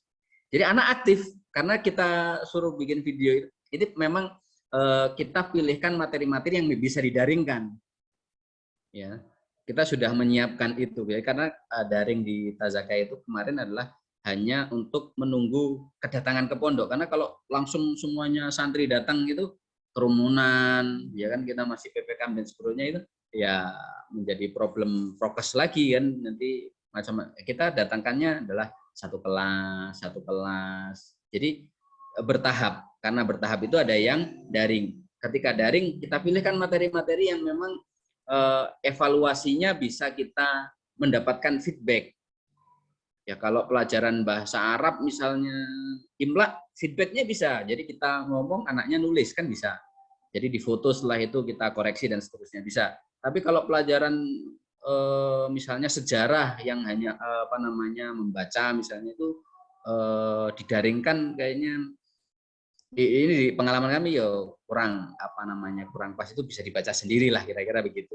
Jadi kalau pelajaran-pelajaran yang bisa dibaca sendiri itu konsepnya adalah penugasan, tetapi adalah kalau memang butuh anak itu memahami, kemudian dia harus apa namanya melihat gurunya seperti tafsir, nggak mungkin tafsir itu dia langsung menafsirkan sendiri kan, tidak bisa, harus diberikan apa namanya clue ataupun definisi mufradat dan sebagainya itu untuk apa namanya daring ya. Jadi penyerapan kegiatan daring memang evaluasi kami ya di pesantren itu memang payah ya, karena memang kadang anaknya tidak memperhatikan, ya jelas itu. Tetapi adalah karena ada penugasan itu sehingga anak-anak itu terkonsentrasi. Jadi satu hari itu harus bikin video, besok ya enggak video lagi, besok harus memberikan taklikot apa namanya opini terhadap apa yang diajari ya. Apa namanya kalau bisa memberikan saran ya, karena kita daring ya, PPL-nya daring, maka harus studi lapangan dulu. Ini anaknya bagaimana karakter anaknya. Banyak gurunya kan, kita harus wawancara gurunya. Ya wawancara kan tidak harus datang juga, bisa video call dan sebagainya. Profil anaknya bagaimana nih? Gimana cara ngajarnya? Jadi kita ketika mau mengajar ya harus mengetahui profil anaknya yang mau diajar. Jangan sampai kita buta mau ngajar, apalagi daring. Kami dulu sempat ketika mahasiswa itu PPL juga kan, PPL bahkan di KMI Gontor itu siswa kelas 6 itu sudah praktek mengajar micro teaching ya. Ketika jadi mahasiswa juga sama. Kita datang dulu, kita datang ke sekolahnya, bahwa nanya gurunya gimana anaknya, profil anaknya bagaimana, ya kan? Bagaimana dia diajar itu, bagaimana sih pinter sopo kan gitu. Ketika kita praktek, kita sudah tahu petanya. Oh, anak yang bisa menjawab si A, si B, si C, ya kan? Kita harus mengetahui peta anak juga. Maka sangat perlu ketika mau mengadakan micro teaching ataupun mengajar kelas itu berkonsultasi dengan gurunya, berkonsultasi dengan sekolahnya. Ini gimana biasanya, bagaimana?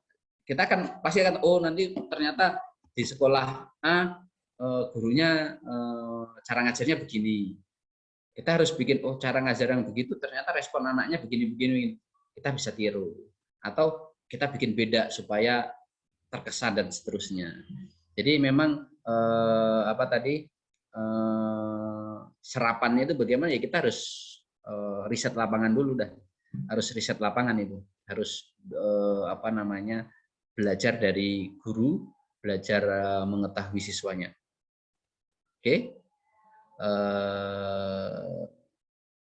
Sudah tidak ada pertanyaan lagi Ustaz kayaknya. Tadi itu yang terakhir dari Akhi Abdul Manan ya, bagaimana pembelajaran daring itu. Saya belum baca jurnalnya Ustaz ya. Mungkin antum bisa mencari jurnal. Ini saya yakin sudah ada diteliti ya.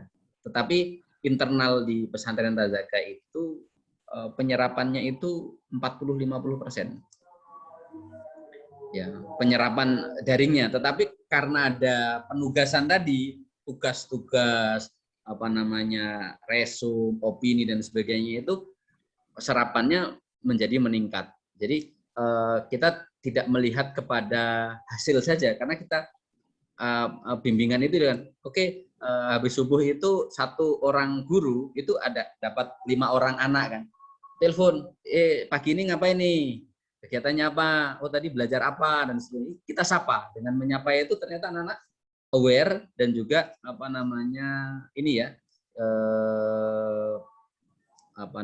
ada feedbacknya. Itu wali kelas itu laporan dari wali kelas, karena digilir, dia menggilir setiap hari itu 5 anak itu ditanya oleh wali kelasnya. Jadi wali kelas di Tazaka itu ketika daring itu hariannya itu memang video call sama anak-anak, video call. Tapi sebelum video call ada diberitahu besok yang akan di video call ABC jam sekian. Jadi anaknya sudah persiapan juga. Kita juga akan dolim kalau misalnya tiba-tiba nelpon nggak kira-kira gitu ya kan, daring, gara-gara daring jam 12 malam ditelepon. Anaknya kan nggak enak nanti, wah gurunya nelpon nggak diangkat kan, suul adab kan gitu, nggak hormat pada guru ya. Kita juga memberikan clue, memberikan peraturan-peraturan yang tepat. Oke, gitu Ustadz, udah ya. Terima kasih. Terima kasih Ustadz Hakim. Bagaimana teman-teman atas jawabannya beliau tadi? Mungkin ada satu pertanyaan lagi, tadi ada yang raise hand tadi. Mbak siapa tadi? Apa sudah Ada lagi pertanyaan? Satu pertanyaan lagi? Kalau memang ada yang tanyakan, tadi ada yang raise hand, tapi nggak jadi sepertinya. Itu ada Zahirul itu kayaknya. Mas Zahrul. Silakan Mas Zahrul, mungkin tulisan. Ya, silakan. Mas Zahrul. Di-on-kan ya. Karena Mas Zahrul Kayaknya kepencet. Ya kan kepencet. nggak sengaja. Nggak apa-apa kalau disengaja. Silahkan. Ya jadi, baik, karena nggak ada lagi yang bertanya, jadi sempat ada beberapa pertanyaan. Memang sekarang ini PPL-nya diharuskan untuk daring, tapi menyesuaikan tempat sekolahannya. Kalau memang tempat sekolahannya itu ada luringnya, berarti nanti teman-teman juga harus menyesuaikan di sekolahnya. RPP-nya pun yang dibuat itu juga harus menyesuaikan, kan gitu.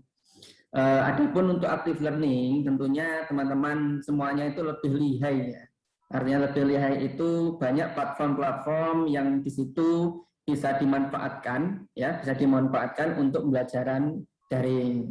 Seperti tadi narasumber yang pertama tadi itu bisa digunakan juga, ya. Ada tadi itu apa, ada Menti ya, kemudian ada Kahoot dan sebagainya, ada Quizzes dan sebagainya. Itu bisa jadikan sebuah salah satu cara supaya siswanya itu aktif. Ini pengalaman anak saya saja ya, pengalaman saya saja. Itu sekarang itu selama PPKM itu daring ya, selama PPKM itu daring. Daringnya itu ya mulai jam 7 itu Zoom ya, Zoom. Zoom mulai dari pembukaan, kemudian ngaji bersama ya, ngaji bersama, kemudian Asmaul Husna bersama, kemudian ada ngaji itu qiraatinya itu juga ngaji secara bersama-sama, kemudian gurunya juga menyampaikan materinya. Setelah guru menyampaikan materi ya, baru ada penugasan yang bersifat penugasan mandiri oleh setiap siswanya. Ini sebagai salah satu contoh supaya teman-teman nanti ketika PPL ya tidak kesulitan atau tidak miskin imajinasi, miskin cara, miskin metode dan sebagainya. Banyak cara, banyak platform yang bisa kita manfaatkan dalam proses pembelajaran daring tentunya. Memang ini butuh waktu. Saya sendiri itu karena mengajarnya disambi dengan pengelolaan ya, mengelola jurusan dan sebagainya, sampai bisa sempat ya, istilahnya membuat video pembelajaran itu kan harus ada waktu banyak itu. Mungkin teman-teman nanti dalam proses PPL ya, proses PPL itu bisa lebih meluangkan waktu lebih untuk membuat bahan ajar ya, membuat materi ajar, membuat media ajar yang lebih relevan untuk pembelajaran daring ya. Banyak tadi juga sudah disampaikan oleh narasumber kita bahwasanya memang kita itu harus menyapa ya. Kadang-kadang itu Ustaz, anak saya itu ya awal-awal dulu itu karena sudah ada perubahan itu karena ada istilahnya itu komplain dari orang tua kenapa hanya sebatas tugas tanpa ada feedback dari gurunya ya.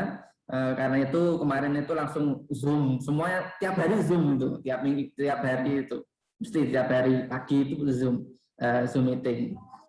Selama kemarin awal-awal juga seperti itu, anak-anak sepenting dikasih tugas terus ya, dikasih tugas sehingga ya orang tuanya itu repot, harusnya repot, yang namanya anak SD kelas 1, 2 harus didampingi, dibacakan aja belum tentu paham, apalagi tidak suruh mengerjakan sendiri kan repot juga ya. Kalau orang tuanya nggak sibuk, nggak ada kerjaan lain, hanya mendampingi, tapi kalau sibuk semuanya itu kan harus butuh waktu tersendiri ya. Karena itu guru itu memang harus proaktif dalam proses pembelajaran daringnya, itu harus sering nanya siswanya sampai mana tugasnya. Itu sudah disampaikan tadi oleh narasumber kita yang hari ini. Luar biasa sekali. Karena tidak ada pertanyaan, mungkin ada closing statement dari Ustaz Hakim, monggo.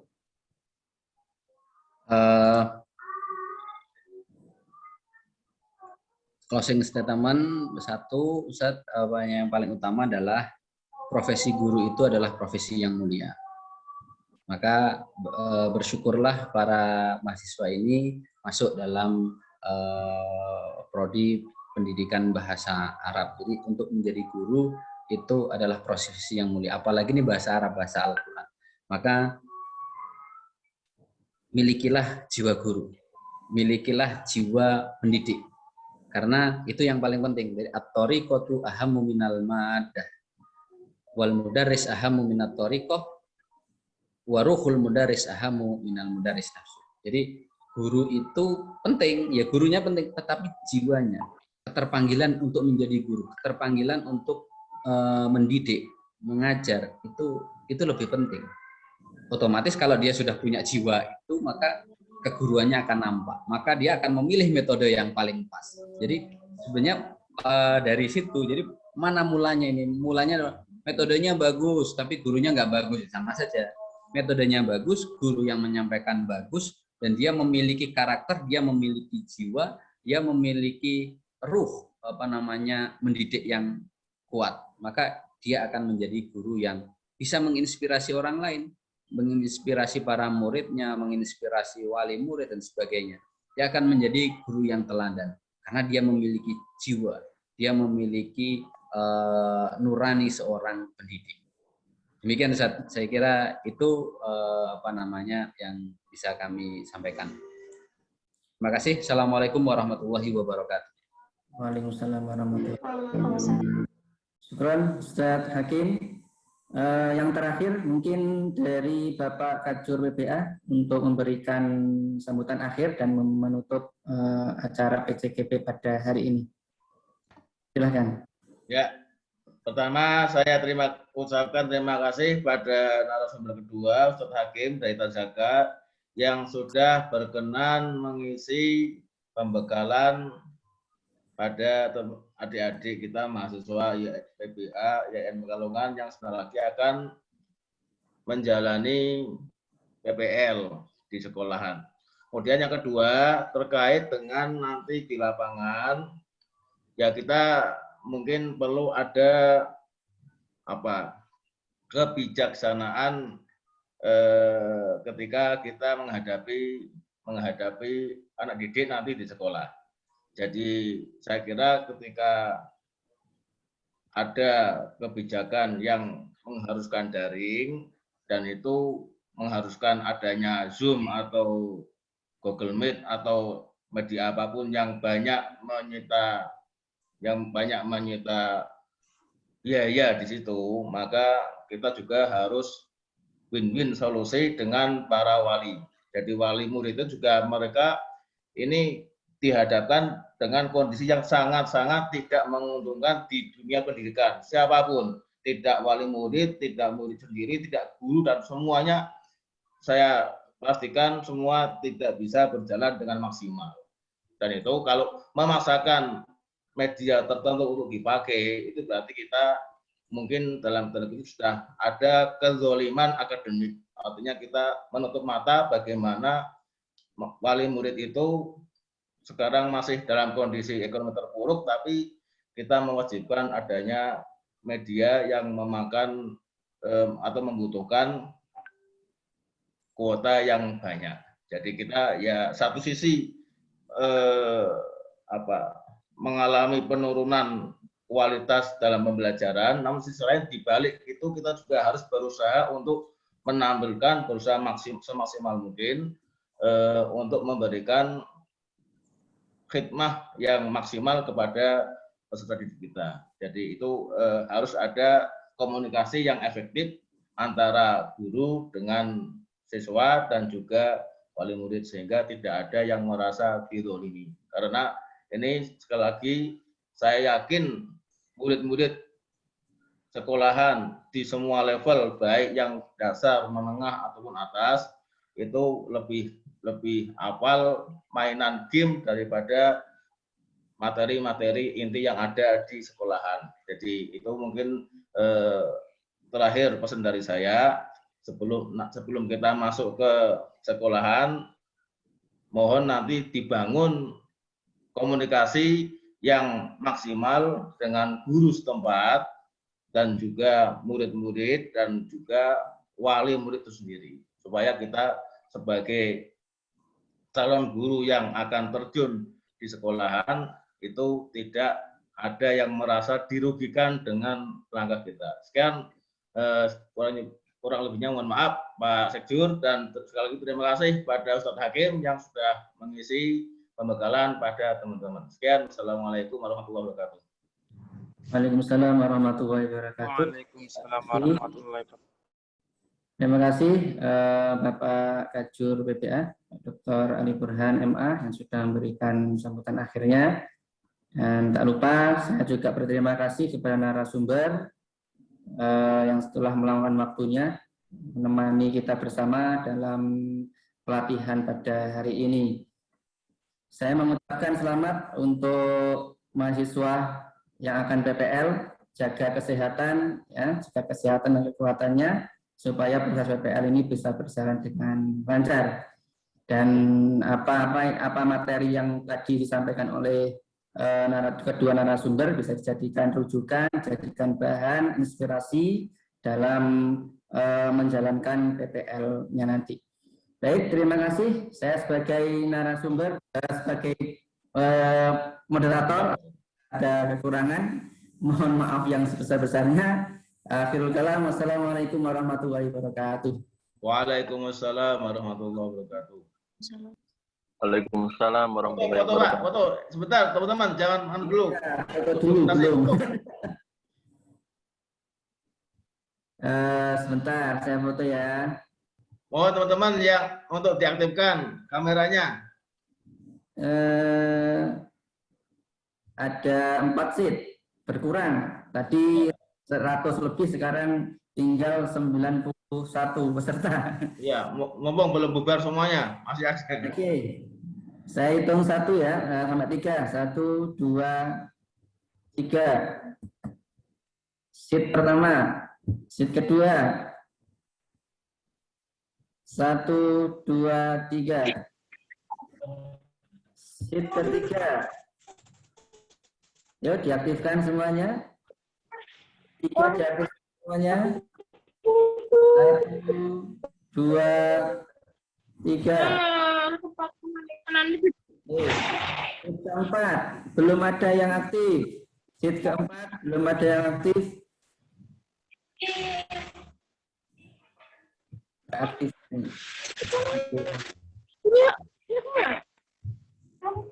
Sudah.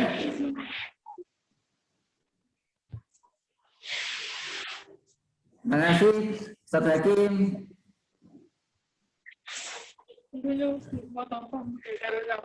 Ya, saya mau diri dulu ya, Mbak Uda. Terima kasih atas